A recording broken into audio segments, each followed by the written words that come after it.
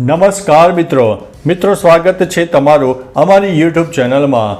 આજની વિડીયોમાં વાત કરીશું દેશ અને દુનિયાના સુપરફાસ્ટ સમાચારની। સૌપ્રથમ વાત કરીએ તો ચારધામ યાત્રામાં 30 લાખ લોકોએ કર્યા છે દર્શન। ઉત્તરાખંડ સ્થિત પવિત્ર ચારધામ યાત્રા પૂરજોશમાં ચાલી રહી છે। ચારે ધામોમાં દેશ વિદેશમાંથી ભક્તો પધારી રહ્યા છે। ચારધામ યાત્રાને લઈને ભક્તોમાં અનેરો ઉત્સાહ જોવા મળી રહ્યો છે। ચારધામ યાત્રાની શરૂઆતના 50 દિવસમાં 30 લાખથી વધુ શ્રદ્ધાળુઓએ ચારધામના દર્શન કર્યા હતા। તેના પરથી અંદાજ લગાવી શકાય છે કે આ વર્ષે ચારધામ યાત્રામાં નવો રેકોર્ડ સર્જાઈ શકે છે। ગત વર્ષે 56 લાખ શ્રદ્ધાળુઓએ ચારધામની યાત્રા કરી હતી। મિત્રો, અન્ય મહત્વના સમાચારની વાત કરીએ તો 33 કરોડની લોટરીનું સાંભળીને આવ્યો છે હાર્ટ એટેક। એક વ્યક્તિ કેસિનોના ફ્લોર પર પડી ગયો હતો અને તેની આસપાસ લોકોની ભીડ જોવા મળી હતી। જો કે એવું કહેવામાં આવી રહ્યું છે કે આ વ્યક્તિ સિંગાપુરના એક કેસિનોમાં જુગાર રમવા ગયો હતો। આ દરમિયાન તેણે $4 મિલિયન એટલે કે 33.76 કરોડ રૂપિયા જીત્યા હતા, જેના ખુશીથી તે કૂદવા લાગ્યો હતો અને કૂદતાની સાથે જ તેની ખુશી માતમમાં ફેરવાઈ ગઈ હતી, કારણ કે તે વ્યક્તિને હાર્ટ એટેક આવ્યો હતો। મિત્રો, અન્ય મહત્વના સમાચારની વાત કરીએ તો અરુણાચલમાં તબાહીનો વરસાદ, આખા જિલ્લાનો સંપર્ક કપાયો હતો।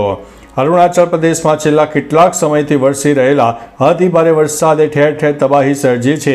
5 દિવસના ભારે વરસાદ બાદ અનેક નદીઓમાં ઘોડાપૂરની પરિસ્થિતિનું નિર્માણ થયું છે, તો ચીનને અડીને આવેલા કુરુંગ જિલ્લો સંપર્ક વિહોણો બન્યો છે। આ સાથે કુરુંગ નદી પર બનેલો પુલ પણ ધોવાઈ જતા 34 ગામોને માઠી અસર થઈ છે। નદી ખતરાના નિશાનથી ઉપર વહી રહી છે। મિત્રો, અન્ય મહત્વના સમાચારની વાત કરીએ તો દેશભરમાં વરસાદથી હાહાકાર, અનેકના થયા છે મોત।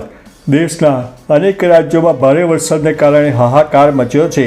દિલ્હીમાં રેકોર્ડ બ્રેક વરસાદમાં 6 ફેર પાણી ભરાઈ ગયા છે, જ્યાં વરસાદના કારણે 11 લોકોના મોત થયા છે।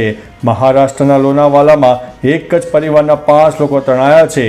ગુજરાતમાં સર્વત્ર ભારે વરસાદના કારણે જળબંબાકાર થયો છે। જમ્મુ કાશ્મીરના કિશ્તવાડ અને કેદારનાથમાં ભૂસ્ખલન થયું છે। હરિદ્વારમાં પણ પૂરની પરિસ્થિતિ છે।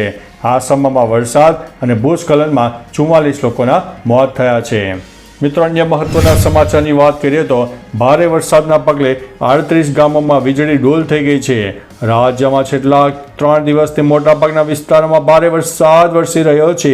ભારે વરસાદના કારણે લોકોના જનજીવન પર માઠી અસર જોવા મળી છે, તો બીજી બાજુ 214 તાલુકામાં વરસેલા સાર્વત્રિક વરસાદના કારણે પંચાયત હસ્તકના 26 રોડ અસરગ્રસ્ત બન્યા છે, ત્યારે 38 ગામના વીજ પુરવઠો પણ વરસાદને કારણે અસર થવા પામી છે। અમદાવાદમાં પણ હજુ પણ જોરદાર વરસાદની આગાહી વ્યક્ત કરવામાં આવી છે। મિત્રો, અન્ય મહત્વના સમાચારની વાત કરીએ તો અમદાવાદમાં અકસ્માતનો ડ્રાઈવર બિશ્નોઈ ગેંગનો નીકળ્યો છે। અમદાવાદમાં બોપલ આવતી દારૂ ભરેલી ફોર્ચ્યુનર રાજપથ રંગોલી રોડથી ટર્ન મારતી મારુતિ થાર સાથે ધડાકાભેર અથડાઈ હતી, જેમાં 3 લોકોના મોત થયા છે, એકને ઈજા પહોંચી છે। સવારે થયેલા અકસ્માતમાં દારૂ ભરેલી ફોર્ચ્યુનરના કારણે 3 લોકોના મોત નીપજ્યા છે। દારૂથી ખીચોખીચ ભરેલી કાર અથડાઈ હતી। આ કેસમાં સૂત્રો પાસેથી મળતી માહિતી પ્રમાણે અકસ્માત સર્જનાર ડ્રાઈવર બિશ્નોઈ ગેંગનો છે। મિત્રો, અન્ય મહત્વના સમાચારની વાત કરીએ તો ધોધમાર વરસાદમાં રોડ બનાવ્યો। બોલો, તમે પણ આવું જોયું છે? હરિયાણામાં ભારે વરસાદ વચ્ચે રોડ નિર્માણનો એક વિડીયો વાયરલ થઈ રહ્યો છે, જેને કોંગ્રેસે પણ શેર કર્યો છે। આ વિડીયો દ્વારા કોંગ્રેસે ભાજપની કેન્દ્ર અને રાજ્ય સરકારો પર કટાક્ષ કરતા લખ્યું છે કે હરિયાણાની ભાજપ સરકારે નવી ટેકનોલોજીની શોધ કરી છે, જેમાં વરસાદમાં રસ્તાઓ બને છે। નરેન્દ્ર મોદીના નામે આ ટેકનોલોજીની પેટન્ટ થશે। ટેકનોલોજીનું નામ હશે વરસાદમાં રસ્તા બનાવો, ભ્રષ્ટાચારથી કમાવો। મિત્રો, અન્ય મહત્વના સમાચારની વાત કરીએ તો સુરતમાં મુસાફર ભરેલી એસટી બસે મારી છે પલટી। સુરતના વરાછા રોડ પર મોડી રાત્રે એસટી બસે પલટી મારી હોવાની ઘટના સામે આવી છે। આ ઘટનામાં મુસાફરો ઈજાગ્રસ્ત થતાં તેમને તાત્કાલિક હોસ્પિટલ ખસેડવામાં આવ્યા છે। જો કે મળતી માહિતી મુજબ ડ્રાઈવરે નશો કર્યો હોવાથી આ અકસ્માત સર્જાયો છે। આ અંગે પોલીસે ડ્રાઈવરની અટકાયત કરીને વધુ તપાસ હાથ ધરી છે અને આ સમગ્ર ઘટનામાં પોલીસે અકસ્માતનો ગુનો દાખલ કર્યો છે। મિત્રો, અન્ય મહત્વના સમાચારની વાત કરીએ તો મેઘરાજાનું રૌદ્ર સ્વરૂપ. આ જિલ્લામાં રેડ એલર્ટ. ગુજરાતના સૌરાષ્ટ્ર અને દક્ષિણ ગુજરાતમાં ભારે વરસાદ પડ્યો હતો. ભારે વરસાદના પગલે રસ્તાઓ બેટમાં ફેરવાઈ ગયા છે. ત્યારે હવામાન વિભાગે ફરી એક વખત આગાહી વ્યક્ત કરી છે. સૌરાષ્ટ્ર અને દક્ષિણ ગુજરાતમાં અતિ ભારે વરસાદ પડી શકે છે, કારણ કે રેડ એલર્ટ પણ આપવામાં આવ્યું છે. જો કે મેઘરાજા સવારથી જ સૌરાષ્ટ્રના અનેક વિસ્તારમાં વરસાદ આપી રહ્યા હતા. મિત્રો, અન્ય મહત્વના સમાચારની વાત કરીએ તો મહારાષ્ટ્રના રત્નાગીરીમાં મગર રસ્તા પર ચાલતો જોવા મળ્યો છે. મહારાષ્ટ્રના રત્નાગીરીના ચિપલોનુરમાં એક મગર રસ્તા પર ચાલતો જોવા મળ્યો છે. ચિપલનુરમાં ચિંચનાકા વિસ્તારમાં મગરનો રોડ પર લટાર મારતો વિડીયો સોશિયલ મીડિયામાં વાયરલ થઈ રહ્યો છે. શિવ નદીમાંથી મગર રોડ પર આવી ગયો હોવાની આશંકા છે. વાસ્તવમાં શિવ નદીમાં મોટી સંખ્યામાં મગરો રહે છે. રોડ પર મગર ફરતા હોવાના કારણે વિસ્તારમાં ભયનો માહોલ પણ છવાઈ ગયો છે. મિત્રો, અન્ય મહત્વના સમાચારની વાત કરીએ તો પાણીમાં તણાઈ ગયેલા વાહનોને બહાર કાઢવામાં આવ્યા છે. હરિદ્વારમાં અતિભારે વરસાદને કારણે ઠેર ઠેર તબાહી મચી ગઈ હતી. પાણીના પ્રવાહમાં વાહનો તણાઈ ગયા હતા અને લોકોને ભારે નુકસાનનો સામનો કરવો પડ્યો હતો. રાતથી જ બચાવ કામગીરી હાથ ધરવામાં આવી હતી.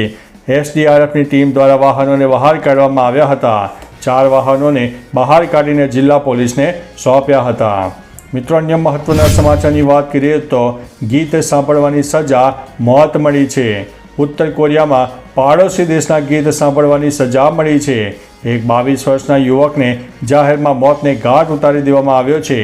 યુવકનો ગુનો એ હતો કે તે પાડોશી દેશ દક્ષિણ કોરિયાના ગીત સાંભળી રહ્યો હતો. આરોપ છે કે તેણે ઉત્તર કોરિયાના કાયદાનો ભંગ કર્યો છે. ઉત્તર કોરિયામાં રિએક્શનરી આઇડિયોલોજી એન્ડ કલ્ચર લો 2020 હેઠળ આ ગુનો છે. કિમ જોંગ ઇલના શાસનમાં અહીં દક્ષિણ કોરિયન સંગીત પર પ્રતિબંધ મૂકવામાં આવ્યો છે. મિત્રો, અન્ય મહત્વના સમાચારની વાત કરીએ તો 6 કરોડના ખર્ચે બનેલી ટાંકી પડતા 2 લોકોના મોત થયા છે. મિત્રો, યુપીના મથુરામાં પાણીની ટાંકી ધરાશાયી થવાને કારણે મોટી દુર્ઘટના સર્જાઈ છે. આ અકસ્માતમાં 2 લોકોના મોત થયા છે, જ્યારે 1 ડઝન લોકો આ દુર્ઘટનામાં ઘાયલ થયા છે. ટાંકી ધરાશાયી થતાં ગુણવત્તા અને બાંધકામ પર સવાલો ઉઠી રહ્યા છે.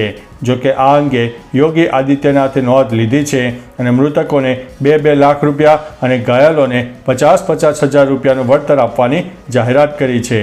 મિત્રો, અન્ય મહત્વના સમાચારની વાત કરીએ તો અમદાવાદના કાલુપુર રેલવે સ્ટેશન નજીકથી ₹100 અને 200ના દરની બનાવટી ચલણી નોટો સાથે 3 વ્યક્તિઓને ઝડપી પાડવામાં આવ્યા છે. મધ્યપ્રદેશથી 2 યુવકો કુલ 292 જેટલી બનાવટી ચલણી નોટો આપવા આવ્યા હતા, પરંતુ તે અંતે ઝડપાઈ ગયા છે. મિત્રો, અન્ય મહત્વના સમાચારની વાત કરીએ તો વડોદરામાં ગોરવા વિસ્તારમાં આવેલા ચર્ચમાં ચોરે કાચની પેટી તોડીને તેમાં રાખેલી ઈસુ ખ્રિસ્તની મૂર્તિની ચોરી કરી હતી. ડીસીબી પોલીસે આ કેસમાં તપાસ કરીને મૂર્તિ ચોરી કરનાર આરોપીને પંડ્યા બ્રિજ પાસેથી ઝડપી પાડ્યો હતો. યુરોપથી મંગાવેલી કિંમતી મૂર્તિ પરથી 1.5 તોલાની ચેન લઈને મૂર્તિ ફેંકી દીધી હતી. બાળ ઈસુ દેવાલયમાંથી મૂર્તિ ચોરી જનાર આરોપી અંતે ઝડપાઈ ગયો છે. મિત્રો, અન્ય મહત્વના સમાચારની વાત કરીએ તો ગોધરાની નીટ પરીક્ષામાં ચોરીના પ્રકરણમાં જય જલારામ સ્કૂલના ચેરમેન દીક્ષિત પટેલની આખરે ધરપકડ કરવામાં આવી છે.